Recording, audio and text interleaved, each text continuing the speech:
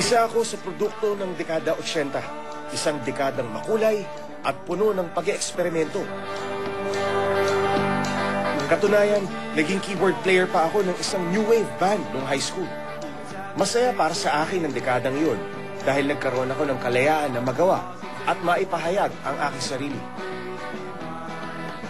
Ngunit di tulad ni Joseph, sumabay ako sa agos ng panahon. Malaki rin ang pasasalamat ng ilang banda ngayon sa impluwensya ng dekada 80 sa kanilang musika.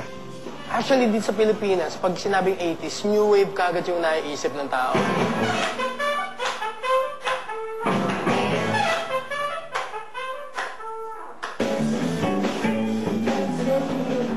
Yung new wave, ito yung bago. Kasi nung 80s, nagdagsa talagang maraming klaseng sound. Yun yun, new wave. Yun nga yun eh. Yung bagong wave ng lifestyle, ng culture, ng sound. Kasabay ng new wave, nauso ang paggamit ng mga mobile sound system sa mga house party at iba pang maliliit na venue. Pretty much, lahat nun, it seemed everyone was into the same thing, you know, in a big way. So it's not uncommon for someone on the street or your classmate to be into The Cure or Big Country or Tok Tok or whatever. Yun.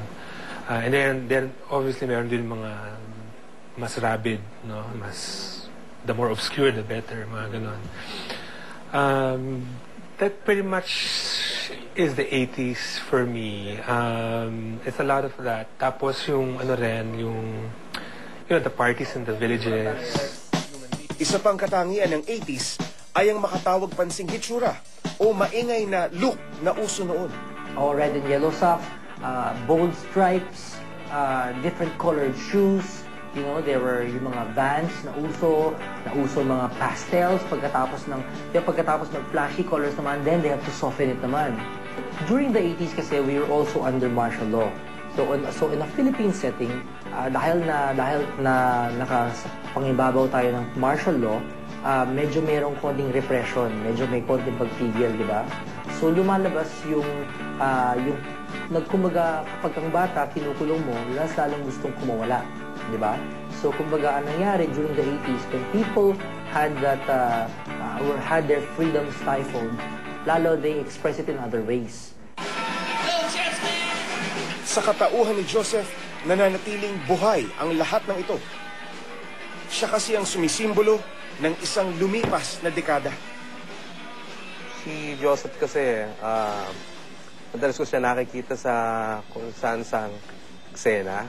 Usually pag may mga underground gigs, mga team na 80s, stuck up sa 80s, siya yung mas, I think, naka-absorb ng 80s, yung passion, music, pati idiom, pati lifestyle eh. Pag nakikita ko siya parang 1984 ulit.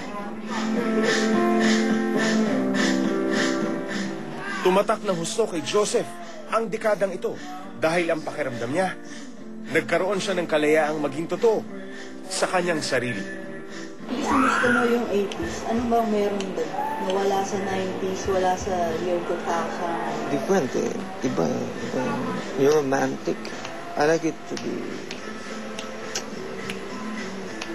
that way.